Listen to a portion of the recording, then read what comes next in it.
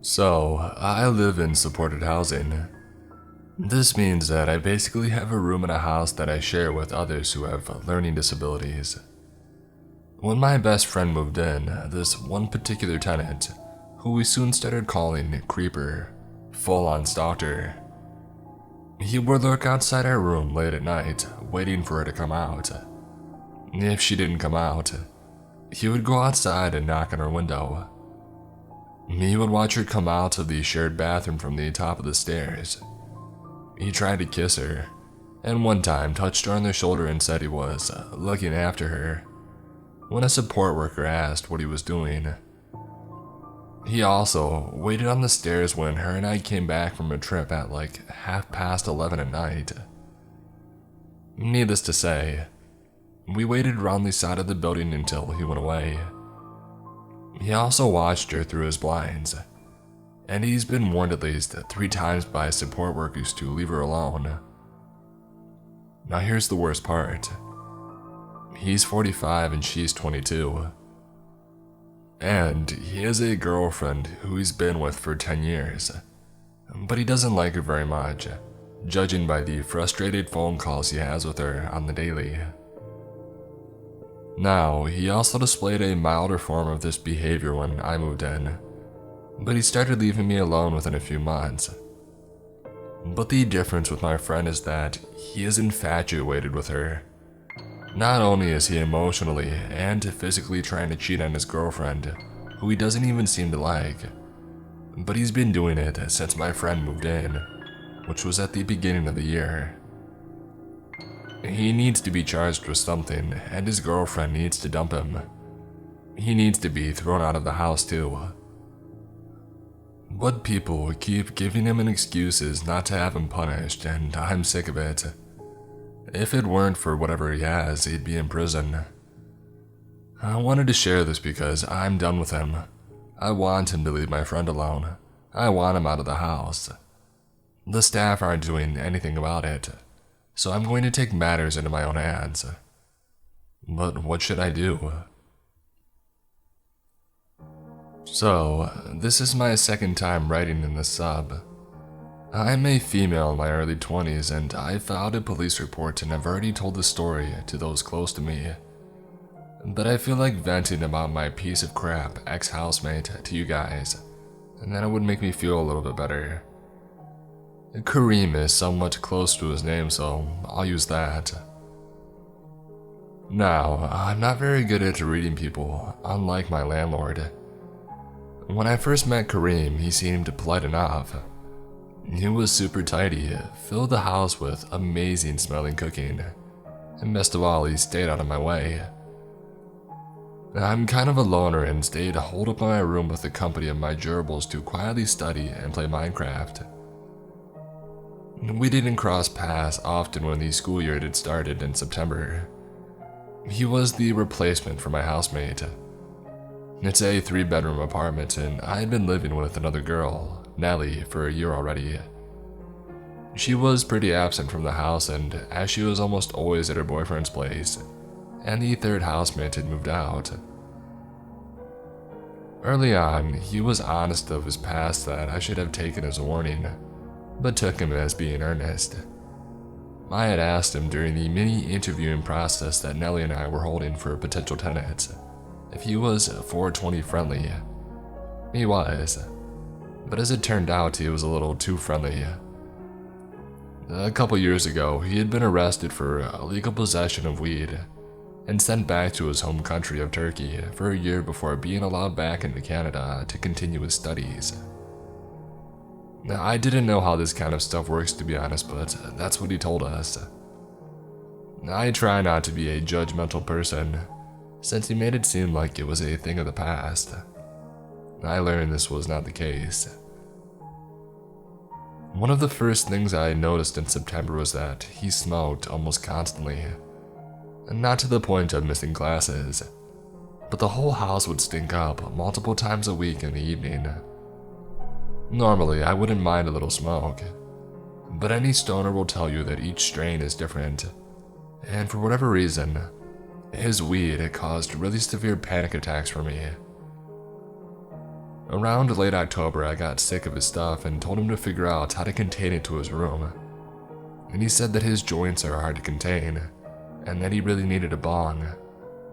So I let him borrow mine.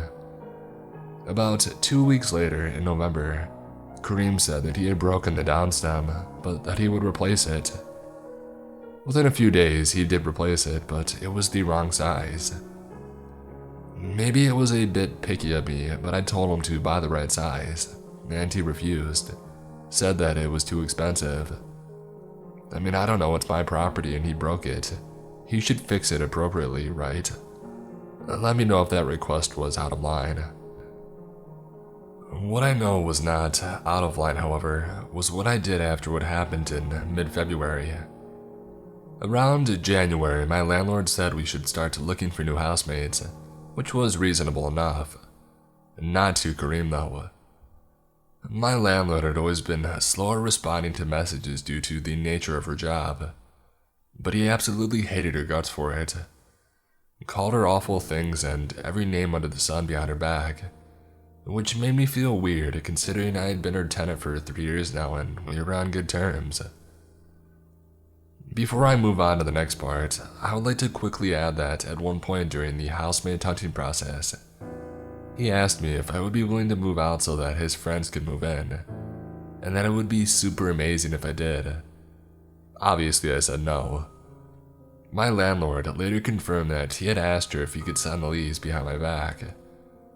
As I mentioned earlier, we had forged a good rapport over the last 2 years, so it was a firm no. Kareem had got excessively antagonistic about my landlord's deadline when she wanted us to sign the lease. Started at looking at the law, saying he legally didn't need to give her notice until X date, which wasn't true. He told me to quietly look for housemates and tell the landlord at the last possible date, which made me super uncomfortable since it was around midterms, and was secretly grateful she was pushing for the deadline so strongly. I just wanted it over with. It was shortly before I signed the lease with my new housemates that he showed how truly two-faced he was. I dug through our Facebook messages. The gist of the conversation was this. Kareem, can I use your laundry after I move out? I don't have laundry on site. Sorry, no, that's kind of weird. No, it's not, we'll pay you. We? Yeah, me and my housemates. Note, I never met these housemates before and still have no idea who they are. At this point, I started getting extremely weirded out. I said no a few times, but caved and started saying stuff like, I'll think about it, to appease him. Though I had zero intent of letting him use my stuff. It seemed like the best way to get him off my back since for almost a week he had continuously pressured me and to try to get me to say yes. Things hit the first of 2 crescendos when, the day before, me and the 2 new tenants I chose, super awesome dudes by the way, were supposed to sign the new lease. Back to Facebook, and again, an approximation of our conversation. If you don't promise to let me use your laundry next year, I'm going to make a scene in front of your housemates. A scene. When they come sign the lease with her, I'm going to tell them how awful our landlord is, that she doesn't care about us and is terrible at replying to our messages. If you let me use your laundry, I'll wait until they leave to tell her to her face. In other words, he was going to make my new housemates question my judgment and make them think that I was a bad person or something. Why else would he go off in front of them and my landlord and tell me she was a horrible and nasty person? He later claimed that these messages were a joke to which I messaged back asking where the punchline was, because I didn't see it. I felt like a badass saying that, not gonna lie. Especially since he never got around to explaining the supposed joke. At this point, I had a bit of a breakdown. I called my landlord that night when Kareem had left the house for a few hours, letting her know exactly what had happened, and what he was planning to do the next day, even sending our screenshots of our Facebook messages, and telling her that I couldn't let her and my new housemates come over in good conscience. Call me a snitch, I don't care. This guy does martial arts 3 times a week, and despite being shorter than me, could definitely send me through drywall if he felt like it. I felt threatened and didn't want to know what he would do if he found out that I told her, and was the reason signing the lease was rescheduled to a different time and location. She believed me, especially when she read all the text messages.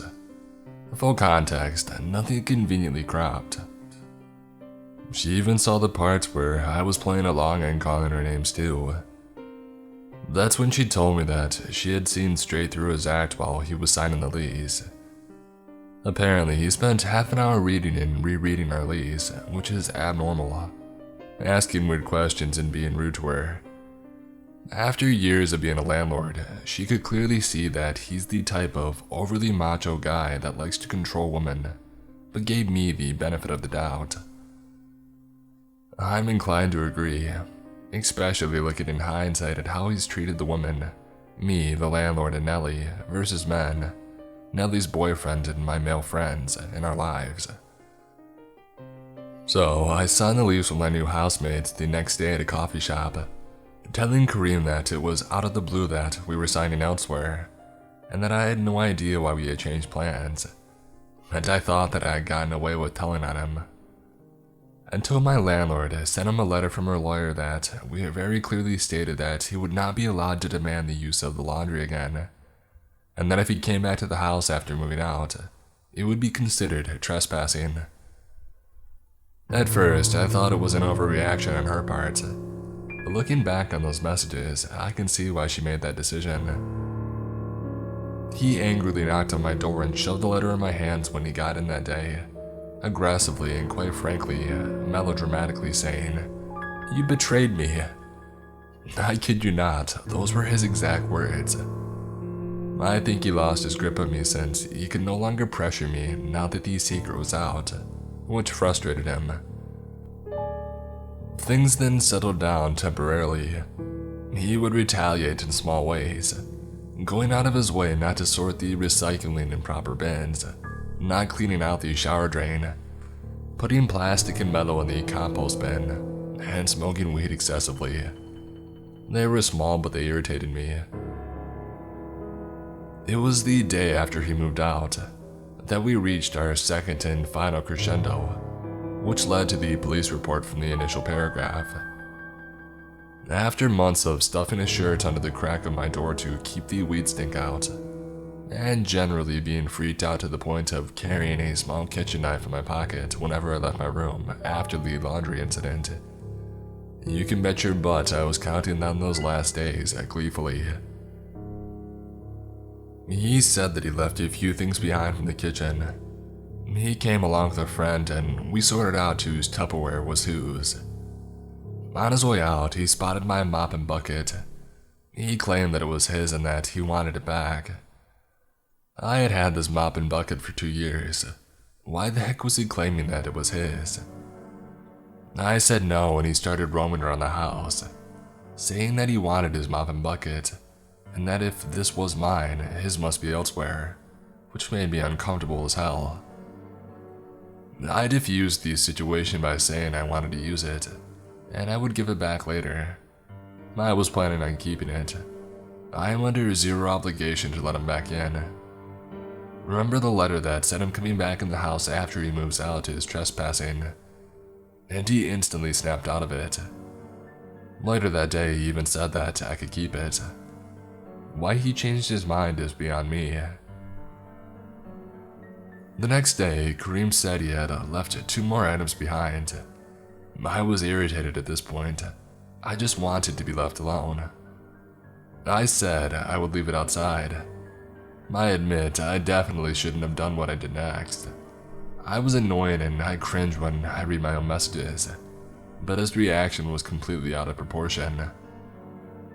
Kareem said, "Yeah, I'll stop by in a few hours. I just got out of the shower. I'm busy, can't you come by now? Just throw on some shoes and shorts and a t-shirt, nobody's outside." By the way, at this point, my town had been on lockdown for 2 months. Since it's a university town and I live in an area almost exclusively populated by students, Nearly everyone was gone and it had been a ghost town for weeks. I should also note that he had not been taking good social distancing measures whenever he was over, and had zero problem getting up close even though he had recently been to a much bigger city with a bad outbreak. Just thought that I would point that out. Fine, then give me my mop and bucket. You said that I could have it. Give it back. No. I put the two items, a tray and a mug, on the porch. A few minutes later, I heard a polite knock. I knew it was him and I ignored it. A few seconds later, a ring on the doorbell. Another ring, a louder knock. He kept ringing the doorbell over and over. Exasperated, I opened it and he stood there smiling. Give me my mop and bucket. No. I quickly shut the door. Truth be told, I was worried he would try to stick his foot in the door and try to stop me from closing it, but he didn't move. He started knocking again, and ringing the doorbell repeatedly. At first, it was with some time in between, a few seconds, but it grew in frequency and volume. It went from firm knocking to louder, angry knocking. It felt like I was running a marathon, my heart was beating so fast. Since he started up straight up pounding on the door so hard that I could see it move, literally screaming, "Give me my stuff!" over and over at the top of his lungs. After about 2 or 3 minutes of him being aggressive in doing this, I can assure you it felt like hours. He stopped and I heard this weird metallic scraping sound, like metal on concrete, accompanied by a grunt, followed by a loud metallic clang. And then silence. I waited for a while. I stealthily looked through the windows and didn't see him. I opened the door and to my surprise, saw that he had pulled my mailbox off the wall and thrown it onto the path leading to the sidewalk. I kicked myself for not filming the incident, but took my sweet time taking the perfect picture to show that he had made some kind of attempt to destroy the property. I mean, not much that I can do. It felt like the right thing to do, nonetheless, and I still have it. I ended up putting the mop and bucket outside and telling Kareem to come get it, and I just wanted to leave me alone. I even took out the battery of our door code since a part of me is paranoid it would try to guess it and break in. He came by and took it, and I watched him leave from the window. He hasn't contacted me since. I saw him on the street the other day and he gave me a warm smile as if we were friends, but I looked away and crossed to the other side to avoid him. I filed a police report of the incident the same day, as advised by my landlord. She told me during our phone call that he had a documented history of aggression, and I'm not shocked. I'm surprised she gave me the benefit of the doubt though, and let him sign the lease in the first place. I guess this was a learning experience for us all. When I asked her of her honest opinion of my new housemates, she said they were trustworthy. Plus, it turns out that the guys and I have a mutual buddy, so I'm not scared of them. I told them about the whole incident and they blocked him on Facebook. They were super supportive and I'm glad that I filed a report. They know who he is and they won't let him inside. The thing that freaks me out a little is that he moved down the street. I can see his new unit from my window. I can't really say let's not meet again since we live so close and will inevitably cross paths on the street in the future. But I can confidently and without hesitation say, Kareem, get effed.